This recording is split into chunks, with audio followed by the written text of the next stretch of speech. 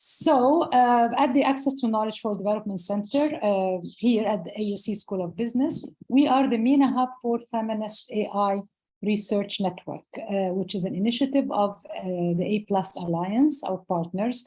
Our center was established in February 2010, so we are 13 years old, and we work on areas related to knowledge, technology, and development, focusing on inclusion. So at the moment, we are engaged in 4 main research tracks.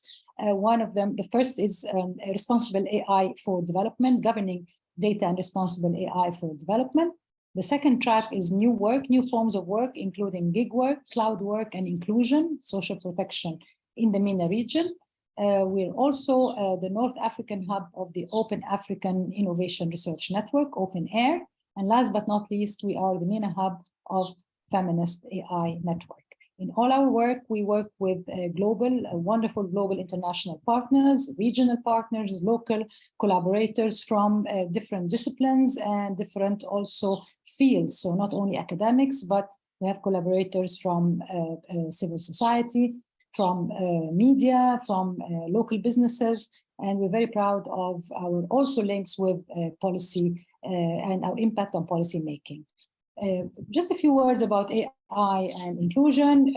Artificial intelligence, like previously digital technologies, but more so perhaps because of the scale and the scope, it has the potential of exacerbating inequalities, but also can be turned around to be utilized consciously, responsibly, capitalized on to promote human development, to promote inclusion, to overcome these inequalities, to be transformational. And this is where the link in our work with feminism and technology, specifically AI, comes in really pertinent, with feminism as transformational and digital technology, specifically artificial intelligence and other new technologies, in being transformational and bringing about change. So we look at feminism as inclusion, not only for women, but for all, for everyone, with no one left behind. Our work also aligns with Sustainable Development Goals, and focusing on how AI has the potential and can be capitalized on, utilized to achieve these goals, and not just gender equality, but other sustainable development goals. So I should also, this is a good moment to note that we do have within our Feminist AI network, with our wonderful partners, we do have a call for proposals from MENA. So I'm asking the team to share the link in the chat. It is taking place on rolling basis. We have very interesting work that's ongoing in the area of education in Egypt, using smart tutoring systems for working with girls inside in Upper Egypt. We also have very interesting proposals globally with our global partners, looking at gig work, looking at natural language processing, looking at migrants and legal doctrines, at also women's female safety for women and others. So we do have a large umbrella of areas of interest where techies work with social scientists, academia, with civil society, to use, again, AI as transformational using a feminist lens. Without further ado, I'm very pleased and proud and excited and inspired and looking forward to listen to our wonderful speaker, Aliah Yacoub.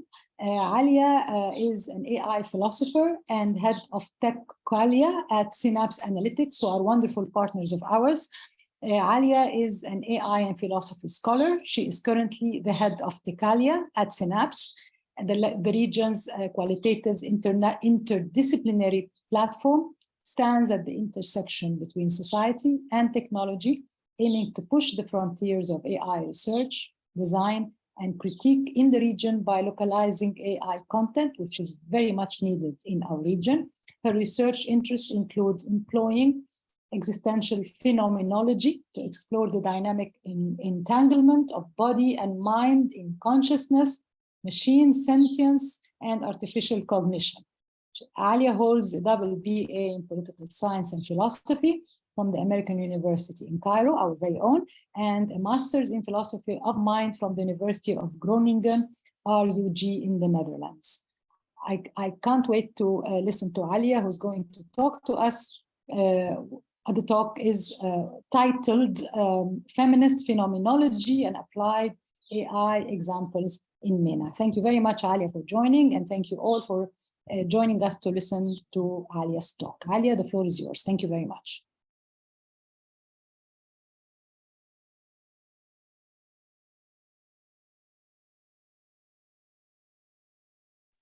Aliah, do you want to? Yeah, there you are. Hi, can you hear me? Thank you for the lovely introduction. It's an honor to be here, really. I'm just going to struggle for like a full minute to actually be able to share my screen. As usual, I'm not one of the Zoom babies. So if you could just give me a second, that would be really great.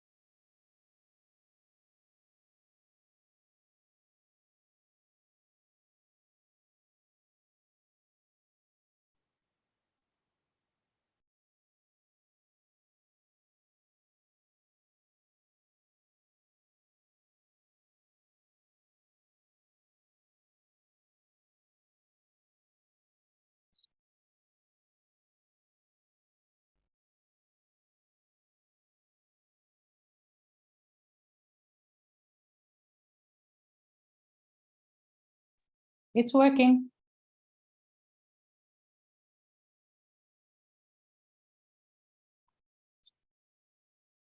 Oh yeah, perfect. Yeah. Okay, perfect.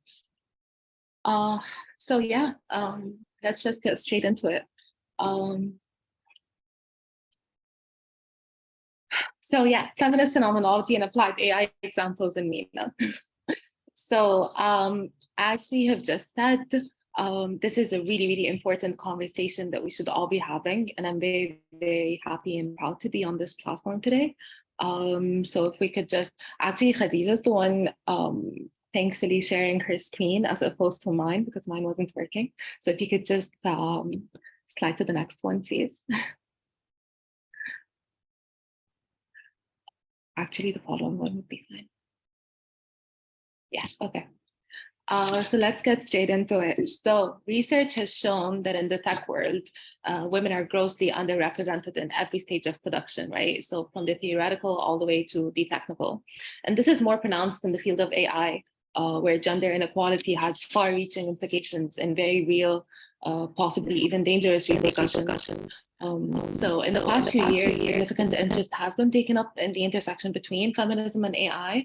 And while this is, of course, a commendable milestone for research and praxis alike, the discourse seems to be mostly concerned with biases in data sets and public policy, regulatory mechanisms, implementation loopholes, and the now banal fact that AI could perpetuate existent gender cleavages and inequalities. And while these are really important topics to address, especially in the MENA region, which faces particular obstacles that sort of make responsible AI deployment and regulation complicated.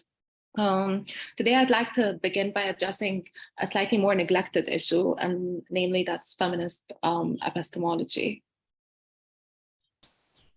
Next slide, please. Following one.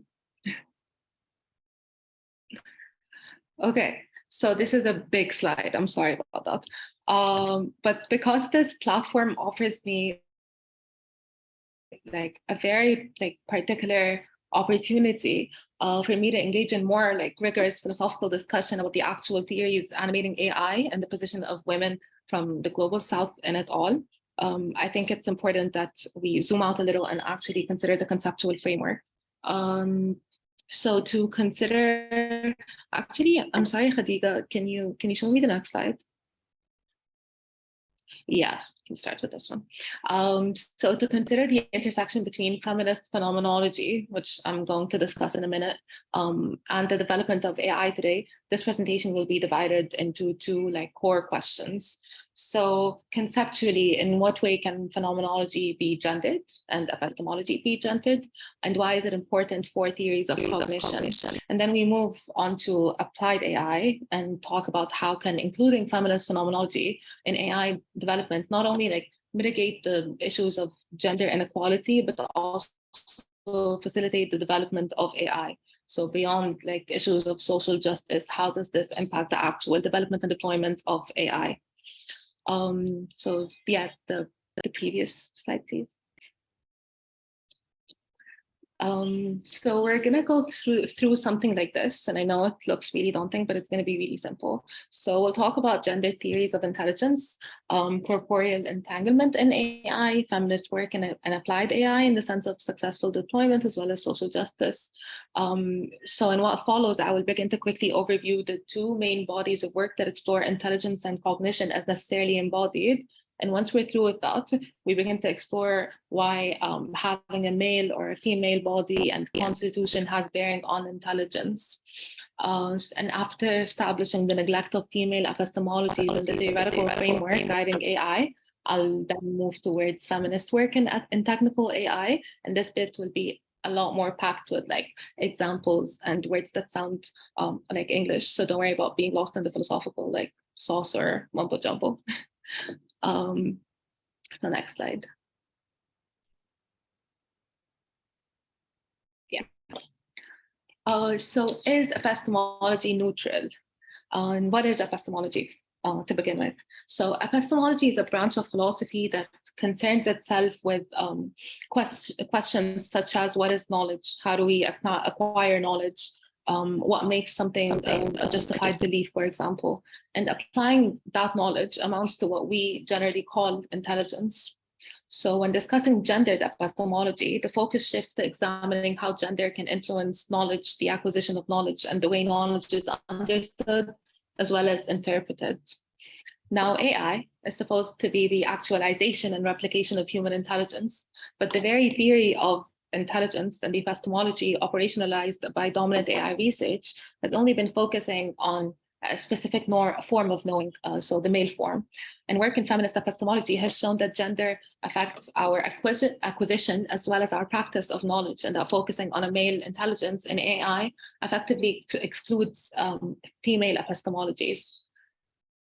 This sounds like a lot, but what this means exactly is that to argue for standard AI, standard type of artificial intelligence, would be to argue for objective and gender neutral knowledge, suggesting that there's a single universally valid perspective or set of facts that can be separated from the influence of personal values or social contexts or subjective experiences. But the power structures at play have dictated that which is default or neutral is in effect male, since it is theorized by overwhelmingly male stakeholders.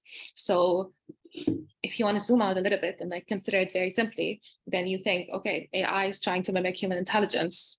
Okay, what is human intelligence? So we can begin to replicate or artificially design it, but that intelligence is not neutral, right? It's not just the default setting in which we operate. So it's not just male. And this is why the neglect of female epistemologies is something that is seen in the very root of AI rather than just as a consequence of, or in only applied AI where there's more or less women or anything of the sort. So if you think about it, the reification of gendered and racialized conceptualizations of intelligence, which is what I just said, means that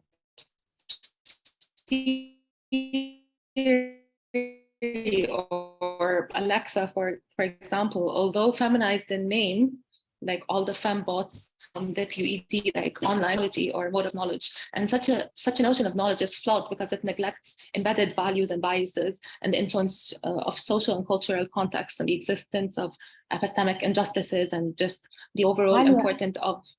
Aliah, sorry to interrupt you. You were saying such interesting stuff and big stuff. So can you just go a bit slower so that we have a request from the audience, just a bit slower so we can take all of this in? Thank you. Sorry to Yeah, interrupt. of course. Thank you. Sorry. Thank No, you. no, of course, anytime. Sure, go ahead. Good to be interrupted. I feel like I'm going through a monologue alone. Um, So we're talking about situated intelligence. We're not talking about situated intelligence. We're talking about gendered intelligence right now. We're talking about how epistemology, which is how we acquire knowledge, is not something that is neutral when it comes to gender. It's not a default setting in which we organize how we view the world or how we go about our daily lives. So the way in which we become intelligent, the way in which we analyze data or recognize patterns in the world around us and label them the way we are intelligent is not a gender neutral kind of way. It has a lot to do with cultural contexts and the existence of situated intelligence, which is like how we comport ourselves, how we go about in the world, a lot of habituated vision, like habits that are forming inside of our bodies and in our perception that heavily affects the way that we draw conclusions and simply become intelligent. And this is why the idea that there's gender neutral epistemology, which is how AI is operationalized, is bound to have very flawed conclusions if it has flawed assumptions. So this is what we're talking about.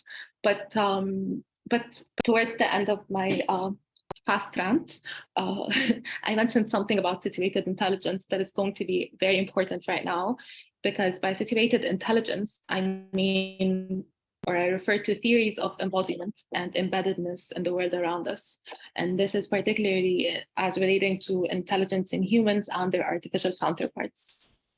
So next slide, I think, yeah.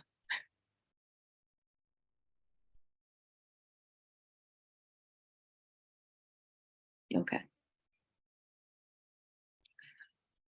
So to answer this question, we'd first have to look at existential phenomenology as the predecessor to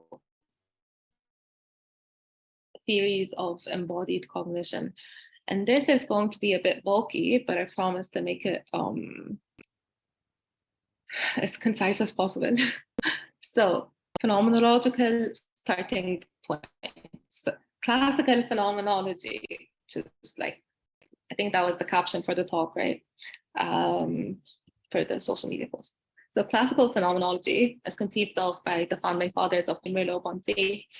What they do is they challenge the philosophical traditions that uphold very deeply entrenched dualisms of body and mind, subject and object, self and world. So by arguing for the structure of consciousness as an embodied one in its pre-reflective capacity, the role of the body is centered as indispensable to cognition. So what does that mean? So in phenomenology of perception, which is like the magnum opus of Merleau-Ponty, he uses this same line of argumentation to assert that our lived body is critical to our perception and the unity of our experience of the world. So his theories of bodily perception and lived soma aesthetic reflection, which is like bodily reflection, highlight the importance of embodiment to perception and consciousness.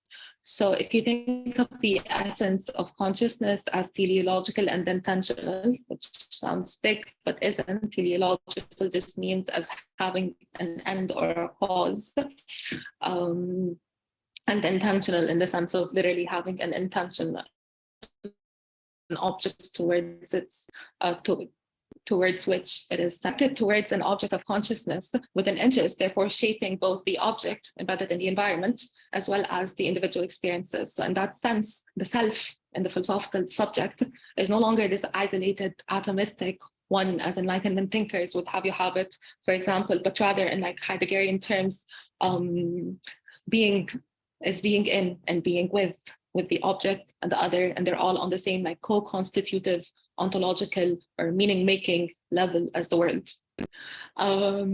So in a similar vein, pragmatist John Dewey, at more or less the same time as Merleau-Ponty, seemed to endorse the same view, which meant that corporeal entanglement, which is like how our bodies are entangled in the world, shaping our ideas and our perception and our consciousness.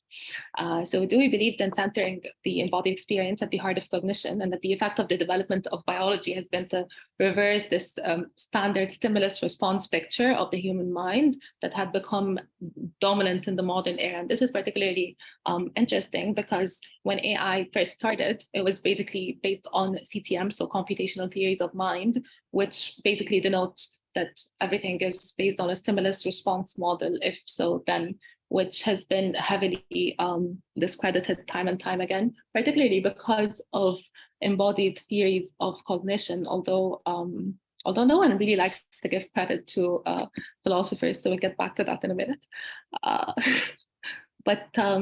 So if we understand consciousness as an affair primarily of doing, in which the living creature does not wait passive and like inert for something to impress itself sort of like from without, rather it acts upon the object and the environment and changes the produced environment. So basically, I see something, I affect it, it affects me back. We both affect each other. So in that sense, we engage bodily and holistically, not as a set of adjacent organs in the world, but in like in a Gestalt kind of terms. So as a synergistic system that sort of falls into coordination with its milieu, enabling a total experience which affects self as much as the environment.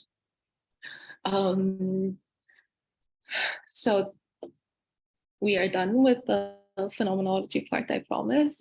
We're just going to take it to the inactivist take now. So what people who were interested in actual, like the scientific grounding for cognition used the phenomenological structure put forth by Merleau-Ponty and the pragmatism of Dewey to come up with something that is called the embodied cognition. So the first person to coin the term was Varela and Thompson and Roche. And when they coined the term enactivism and they published a book, The Embodied Mind, they focused on this interactive relationship between the organism and the environment and how this was able to have a constitutive role on cognition and intelligence. And I'm going to be using cognition mostly in like interchangeably with intelligence, because that's kind of what they mean like right here. So the idea of having a cognitive brain or having intelligence is the thing that we're referring to right here. So being able to introduce the body as having a constitutive and indispensable role in cognition, what has been like upheld by phenomenologists since long before that. And they argued that the representation of a pre-given world, but rather the enactment of a world of the and on the mind, is the basis of the history of cognition. So if we think that if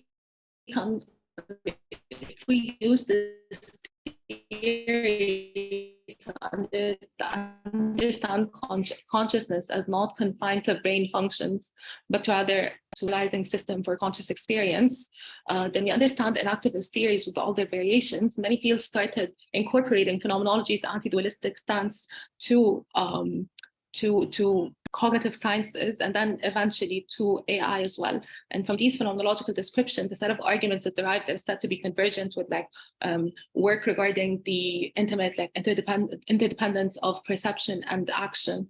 So basically what they took out of this whole thing is that the way that the brain works is in a non-representation and a non-conceptual way, so that there is a part of the perceptual experience, which makes us intelligent, that is actually entirely non-conceptual.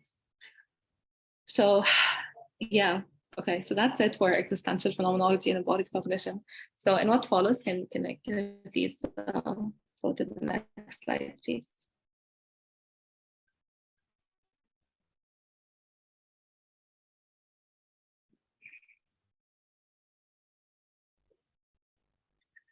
Khadija, can you please skip to the next slide? Yeah, thank you. So let's start applying this to AI. So how are these theories used in AI development, and why does it matter for our purposes today to understand gendered intelligence or the effect humanoid robots have? So the best way to go about it, I believe, would be through the work of Hubert Dreyfus, who's famous for writing two very, very controversial books called What Computers Can Do and What Computers Still Can't Do. Back in the 70s and then in the 90s, and then Intelligence Without Representation in 2002. So, sorry, excuse me for a second.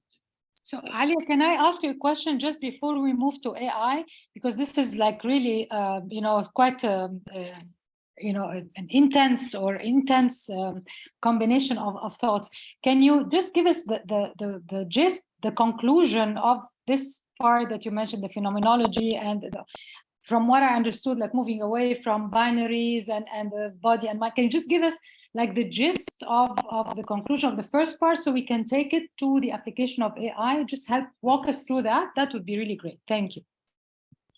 Yeah, of course. Thank you for the suggestion. Actually, I was going to use Dreyfus to do that because that's exactly what he does, but I guess I can do both at the same time. So what happens with Dreyfus is that he uses these ideas by phenomenologists, and he was not a phenomenologist, right? He was only like a philosopher and a scientist, but he was not a phenomenologist, but he used those ideas, basically the major ideas that human cognition or intelligence is necessarily embodied, simple as. So he understood it to mean that if the body has an instrumental role in cognition, then that phenomenological insight has to be exploited if AI is to elevate its practice. Because if we understand intelligence to mean more than brain mechanisms, then how does this affect the way that we develop AI or the way that we think about consciousness? So this is what happened with Dreyfus. So he started critiquing classical AI, or what was called at the time GoFi, which is GOFAI, good old-fashioned AI, which is how AI first started. So, and he used Merleau-Ponty's intentional arc and maximal grip, which are just concepts that are meant to show how skillful and intelligent behavior can be explained without recourse to brain representations. So Dreyfus argued against those like computational theories of mind, which held that perception was like based merely on brain mechanisms or a stimulus response model. So when the GoFi research program more or less failed in the 90s, like Dreyfus predicted, he saw in the move from symbolic AI to connectionism a vindication of sorts to his work. So instead of viewing the brain as an information processing like system or unit, like we just said, in connectionism or neural network models, a designer would potentially like train a neural network to respond to specific situations and then to others in ways that are hopefully like appropriate extrapolations of the responses it has learned. In that way, neural networks would be mimicking the brain architecture rather than working in a sense of stimulus response model. And then the network would then readjust its inputs into outputs, situations into responses. However, by 2002, which is still a long time ago, Dreyfus had grown skeptical of neural networks application as they were still disembodied, which is the key limitation that he drew out and that we'll be drawing out today. And you can actually still find the same limitations in AI today. So even with the biggest successes of the last decade, such as like deep neural networks or even large language models, they're based on the same conceptual methods and flawed assumptions that GoFi rested on, which is namely like a stimulus response model, only now combined. Only now combined with exponentially faster like computing power and data generation, all of which like make the endeavor of building AI that can fully approximate some kind of general human intelligence challenging, if not impossible, based on our current conceptual frameworks at least. So what's the key takeaway here? And what is tautological embodiment? So like we said, if human cognition or intelligence is necessarily embodied, then be that as it may, there still stands a question of how to design that body to achieve full Dasein or being towards or have a landscape of affordances. And you might rightfully interject here and say that, well, don't we have robots that kind of look like humans? Like, what is the minimal realizing system of like something that constitutes like a body? Like, if that's all I'm after, like just having a body, then well, we do have robots in Ex Machina, don't we? But whereas some humanoid robots are endowed with bodies, they are merely like sensory motor interfaces to a symbolic system, meaning that they are nothing more than needlessly or tautologically embodied, which brings us to the question of what the minimal requirements of a body should be. So after establishing that the body cannot be screened off from like the neural substrates of consciousness, we should begin to reflect about the role of the robotic bodies. But all reflections seem to elevate to one question: is it a male or a female body, and does that matter? For instance, if intentionality is primarily consistent of desire, should AI be gendered? can artificial cognition be gender neutral if we're saying that human cognition cannot be gender neutral? If we want AI systems to approximate general human intelligence, then we have to acknowledge that not only are we embodied beings, but we're also sexed relational beings. So as much as the humanoid robots like actuators, sensors, specific organ formations, and like the dynamics and navigations are all important like things to look at. A look at the sex and gender of AI can bring phenomenology and activism into a mesh like reflective equilibrium. And admittedly, I mean, to do without like sex and gender, AI seems an enticing proposal that divorces itself from like mankind's like most troubling conceptions. Yet if the goal is to develop AI that is similar to us, as in exhibiting a higher level human intelligence in a general sense of the word and experience of the world, then it has to be embodied, embedded in our environment. Otherwise, attempts to create truly intelligent AI will be infinitely like limited. So let's move to production. Next slide, please.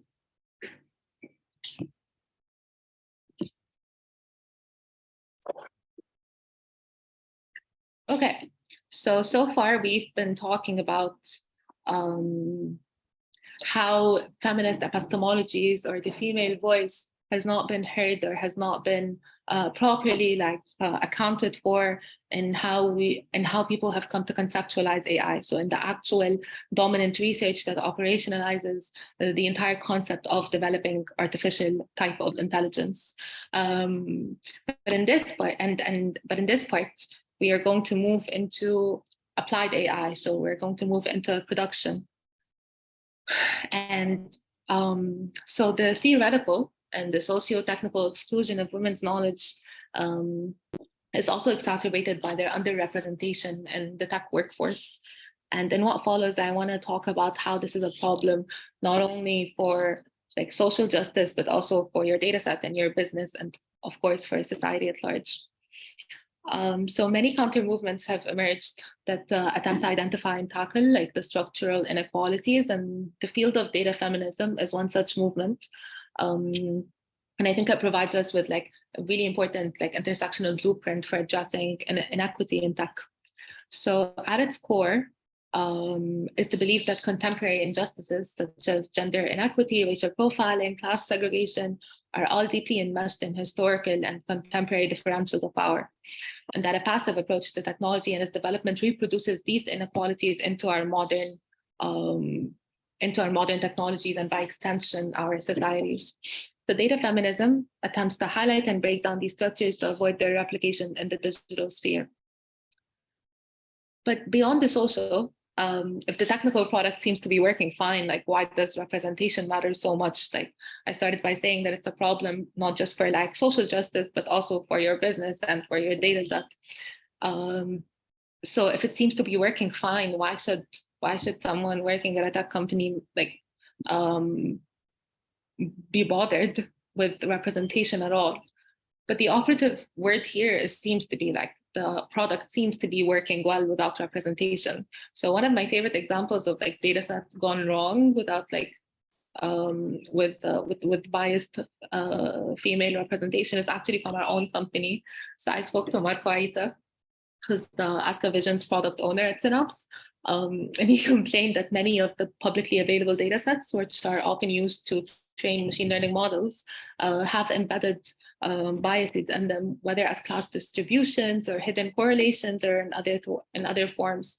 And as an example, most available data sets for human faces are biased towards white people. So fair face, for example. And this seemingly innocent like distribution imbalance easily leads to gender like misclassification for other races as well. So here in Egypt, women are more likely to be classified as men in Middle Eastern communities because of how the data is classified, and because of the biases that are embedded in international data sets where women are mostly not veiled. So So yeah, as Yomna Hesham actually put it, the ramifications of inequitable gender representation in the field of tech extends way beyond lost economic opportunities for women. It impacts innovation and the way products are designed and the purposes they serve, and more importantly, who they serve as well. So yeah, let's move on to the next slide. So yeah, let's talk about representation. So the theoretical and the socio-technical exclusion of women's knowledge is also, as we said, exacerbated by their underrepresentation in the tech workforce, where on average, women represent less than 20% of STEM occupants globally, which is disheartening to say the least. And in Egypt, despite the equitable representation of women in STEM education, it's actually 52%, the numbers do not carry over to the workforce, where women make up only 38%. Actually, can we move over to the next slide, please?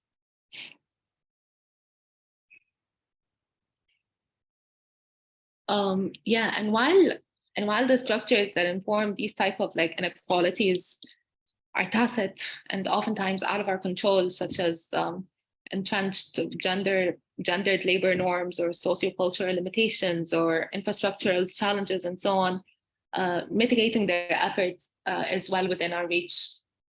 So these pictures here, these infographics are from a self-reflexive exercise that we designed in our company last year. And it was designed to understand our position in this phenomena and to begin the lengthy process of mitigation. So we conducted this like in-depth analysis of our own applicant database, disaggregated by gender, to see like, okay, so like we're a tech company, like how do we fall or like how do we fare in this type of gender imperative in tech? So accordingly, we found that our actual applicant statistics mirrored the existent gender imparity in STEM, as well as the gendered labels. So you like note how like more women apply to administrative or design roles, even within our company. And although transparency and self-awareness on any entity's part are important, there is a pressing need to complement that awareness with action. So based on these findings, we mapped out plans to implement or to help mitigate the gender gap in our own workforce. And Synapse is also taking more like steps towards establishing itself as an open and inclusive work environment. But these steps range from providing like a space for women's voices to be heard, but also to simply having a woman sit in on like technical interviews, not just like HR interviews, and to constantly and consistently update our database of applicants to make sure that the numbers reflect the efforts taken. But I keep digressing. So yeah, next slide, please.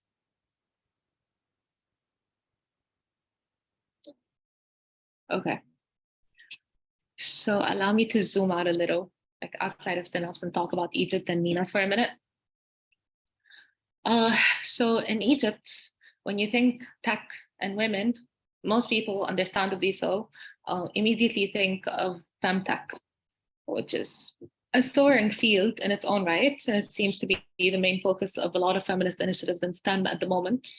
And examples are good and plenty. They include digital platforms that cater to women's needs, such as Mother Being and Mummers and other platforms.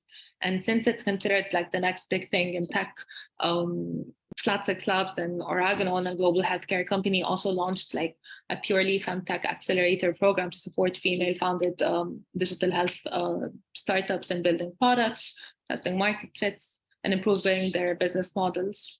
But outside of femtech, I keep trying to say fintech. This company has just completely conditioned me.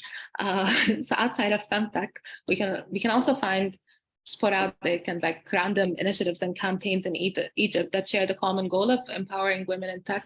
So you can find like government initiatives, for example, like ICT for women and such campaigns. However, they're not that much. They actually aren't that many. And the structural challenges obstructing further representation, like beyond campaigns and slogans, are actually they're huge. We see that in how STEM education carrying over to the workforce, for example, is limited. And we see that in the sociocultural norms and the gendered labor and in internet penetration that is even gendered. We see that in financial exclusion and the digital divide. But we'll get back to Egypt in a minute. But elsewhere in MENA, we also see other like robust initiatives. So this is actually one of my like absolute favorites. It's a Dubai-based creative agency called Mullen Low.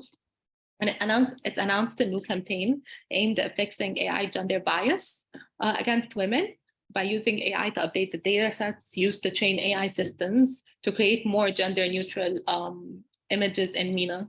And what's interesting is that they recognize the need for like corrective measures stemming from a consistent like pattern of gender bias that exists in AI images. And this was evidenced by their own research, obviously, but also if you recall, like the example I used earlier from our own company, and the fact that they're making this like open and accessible means that we can train our data and other people's data on a lot more like gender neutral content.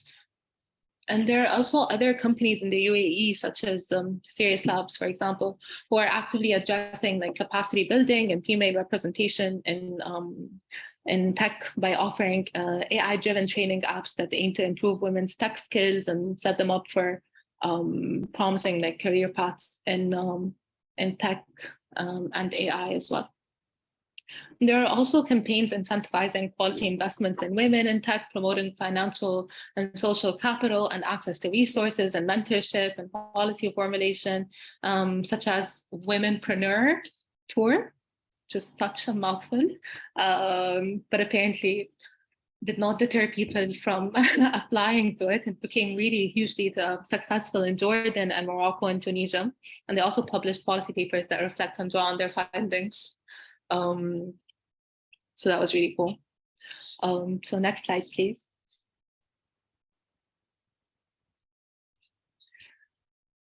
Yeah, so Sarah Tobeiti, who's a PhD student, she's doing really great work, right? She's preparing the DNA library that is supposed to be used for developing an AI system that reveals genes that drive tumor growth.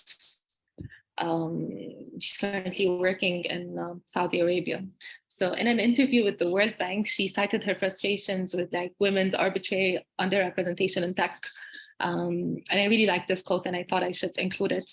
So she says, if we look at history, we'll see dozens of women scientists who have emerged in the field of computer science, and perhaps the most prominent of them is Ada Lovelace, who was considered the first computer programmer, and the first computer programming language was actually named after her.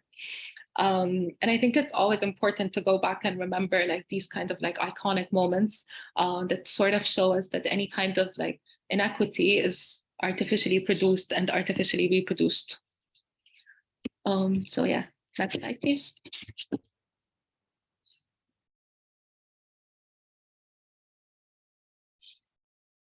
Yeah, so despite positive trends everywhere, it seems that gender gaps in tech are still deeply entrenched. And as always, like sporadic initiatives, while important when conducted in a bottom-up manner, particularly, can only do very little without the complementing regulatory frameworks and research and education. However, any reforms or regulations, whether company-based or nationwide, would need access to data. And there is a very counterintuitive lack of accessible nationwide, like reiterative open data for researchers to use. And this hinders gender mainstreaming for any company or regulatory entity, which would otherwise be forced to like operate on mere guesses, really. And even within our own research, when we were doing our own Women in Tech report, we had a very hard time finding data. There was very little for us to go on off of, and this is actually what triggered our own like internal investigation into our own applicant data, so we could have something that we could like measure our efforts of mitigation against. And although the numbers and the statistics we've highlighted earlier reflect like gender equality in education, for example, in a linear like progression when it comes to the number of women in STEM, it is not translated into full integration into the tech workforce. And like we said, like women only make up like 38% of those employed in STEM in Egypt, for example. And I think the actual figure for employable women in Egypt in general was like 16% or something just, yeah. So to bridge the gap between the number of women in STEM education and the number of women employed in tech, more effort should be put into breaking down the structural, be it societal, economic, political, or in our sense, phenomenological barriers that prevent or hinder women's integration. And in order to do that, I think that the private sector, where there's the lower number of women applying due to higher reported instances of gender discrimination in hiring or inflexible working conditions, and that complex approach and arm themselves with sex disaggregated data that can inform their policies. So not only is the playing field like not leveled for female employment, it's also uneven for investment in female entrepreneurs, like we said. So like a WAMDA report also showed that out of like $2.8 billion raised in funds last year in MENA, only 1.2% of these investments were directed at female-founded like startups. So while the social, economic, and cultural barriers to gender equity in the field are incredibly complex and might seem largely beyond any one company's control, as employers in the field, we must also recognize the small but meaningful role we play in helping lower like women's barriers to entry into STEM, and from the outset, the actual operationalizing of the conceptual frameworks that help develop the AI in question. I think that's it. Can you please? Thank you very much. Thank you very much, Aliah. You gave us a lot to chew on, and quite a bit of food for thought. So I invite questions either by the raise hand function, or I'm going to ask. I did spot a question in the chat box, so maybe I pass it on to my colleague, my associate director Nadine Waheba from the center, who is going to who's curating the questions. Nadine, go ahead. Sure, Dr. Nagda, thank you. And thank you, Aliah. That was a very, very interesting, a great talk. Thank you. Do we have any questions by raised hand? Does anyone like to make a comment or raise their hand and say anything? Otherwise, I can move to I think we have a question from Yasmin Abdesalam. Go ahead, Yasmin. Hi, thank you so much. I apologize if there's too much noise around me. So if there is, please let me know and I can just type my question in the chat. Aliah, thank you so much for an incredible talk. I'm really happy to see you doing all the great things that you're doing as well. And it's really incredible. So I'm going to keep this very short. You said something about data, women's representation in data. And I would really like to ask you if you've ever encountered other than a complete lack or a very, very bad representation of women in data, do you ever encounter maybe, I want to say, get your problem-like issues when it comes to women's representation in data? And when you think that you are able to, you have some sort of idea on the structural issues that women face when it comes to not just representation in tech jobs, but also the representation in data as well. Have you ever encountered something like that in your work? Or is it the case that there is no data at all, so there are no actually risks of facing gettier problems at all in the work of phenomenological, existential phenomenology, as well as gendered epistemology?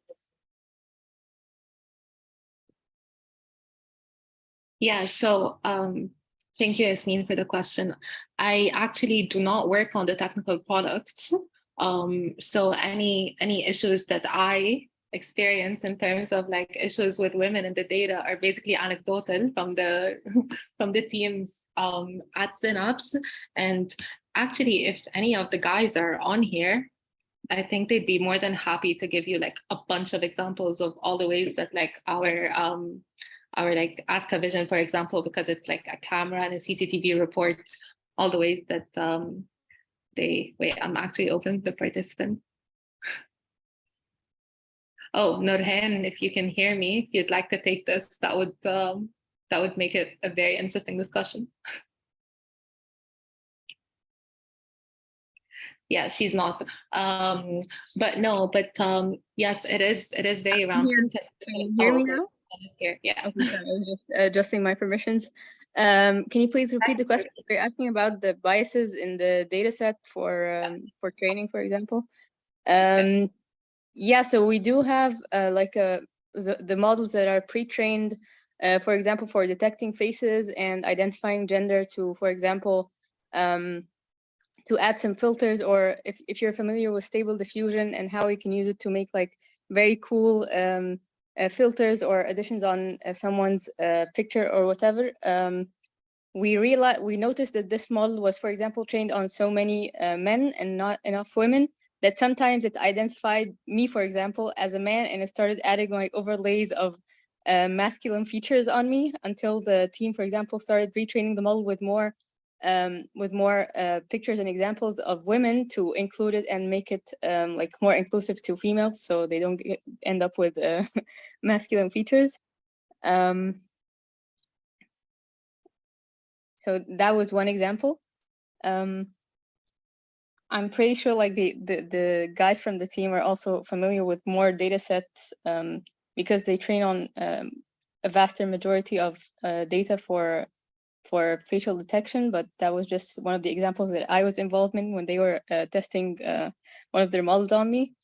And I saw the output was very biased towards males in that case. All right. Thank you, Nurhan. Thank you, Aliah, for your answer. Dr. Naga, you have your hand up? Go ahead. Yeah, I was wondering, Aliah, from your presentation, is there something that you can identify that is purely for the MENA region that is unusual for the region, or are these just global? Is this a global phenomenon, just by, based on the philosophical part and the epistemology? Is there anything there? Are there parts that are probably context specific? And what would an example be? Just from your experience. Thank you. I'm having trouble understanding whether you mean the first part or the second part. So like issues with representation in conceptual AI or in applied AI? Well, like the phenomenological conceptual part? Yeah, the conceptual part, I would say. I mean, the conceptual part, is that universal, or is it by definition context specific? In trying to understand. Yeah, it is definitely both, which sounds like counterproductive, but it's definitely both in the sense that it is an issue with women in general. So feminist, like female epistemology. So like the idea that some set of beliefs are neutral, or the way that people organize data or ideas, or how they come about to become, and therefore that affects like the entire like universe, right? Like the idea that there's a default form of knowing that's just like a male form of knowledge, that's just a universal phenomenon.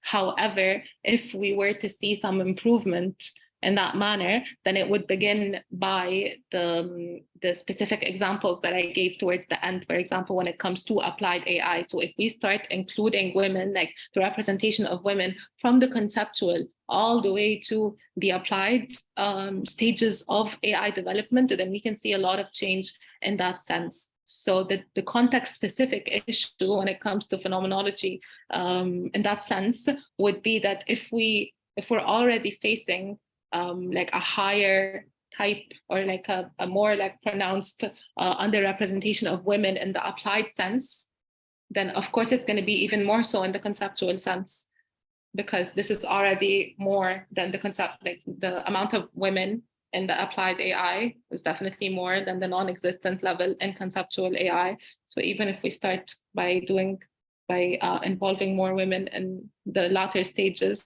that would reflect on the former stages. Does that make sense?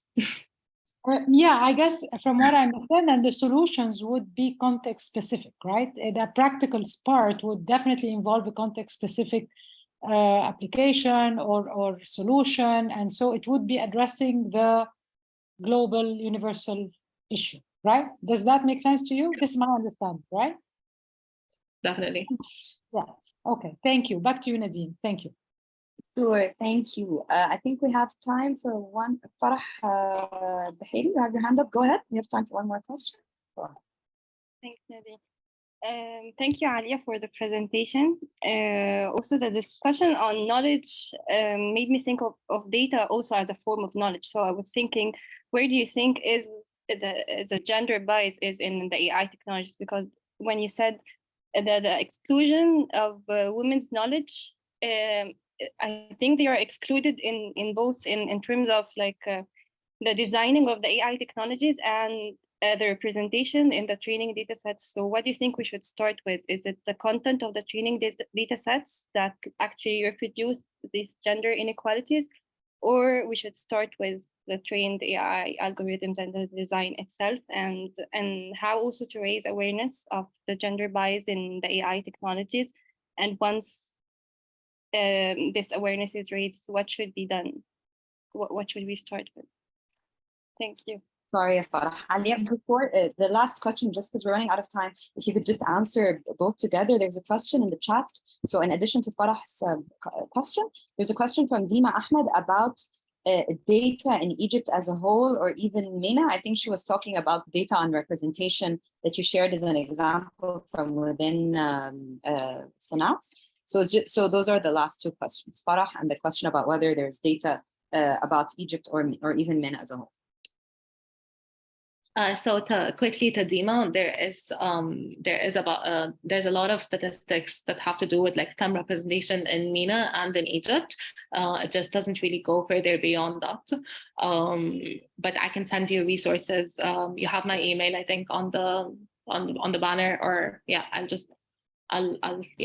I'll shoot you an email with the references to everyone, actually, because there was no time to go through like a literature review of sorts. So I would love to share like a lot of the resources that I used today. Farah, was it? Yeah, Farah. I think your questions were like 10 questions in one. So if it's about like where to start, then it's truly like a huge scope of things to consider. But obviously, it's always important to consider regulations and policies because the regulatory frameworks that like animate our day-to-day lives, especially in Egypt and in the MENA region, obviously will break it or will make it or break it. Also, the private sector is very important because we have like less record, or at least the statistics say that we have less recorded instances of gender discrimination, and we have more like female representation in tech-oriented jobs.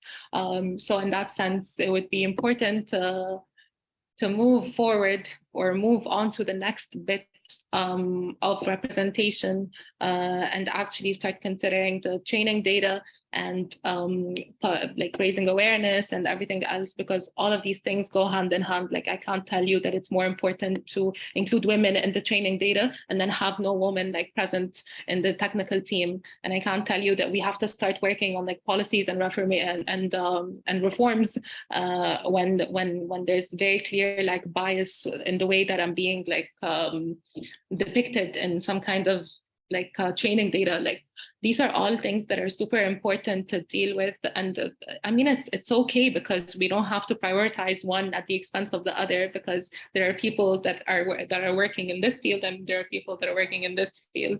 But all we can do is work towards it in our capacity as whatever we are. So in the small, meaningful ways that are always important. All right. Thank you, Aliah, for your answer. And I think we're actually out of time, so I'll pass it back to Dr. Nadia. Sure. Thank you. Thank you very much, Nadine. Thank you very much, Nadine. Just what remains remains to me in the half minute that we have is to thank you very much, Aliah, for a very interesting presentation where we will continue to read about and learn more about. And I want to also thank my colleagues at the Access to Knowledge for Development Center, Nadine, Khadija, and the team, but also thank my colleagues at the larger, A+ Alliance and the FAIR Network, Caitlin and Suraj, who I see on the screen. So and all members and all the audience, the attendees, thank you all so much for joining, and also friends, of course, at Synapse Analytics, longtime friends. So thank you all and have a wonderful rest of day, morning, afternoon, or evening, wherever you are. Thanks very much, Aliah, and everyone. Have a great rest of the day. Everyone. Have a great night. Thank you. Bye-bye now. Bye-bye. No.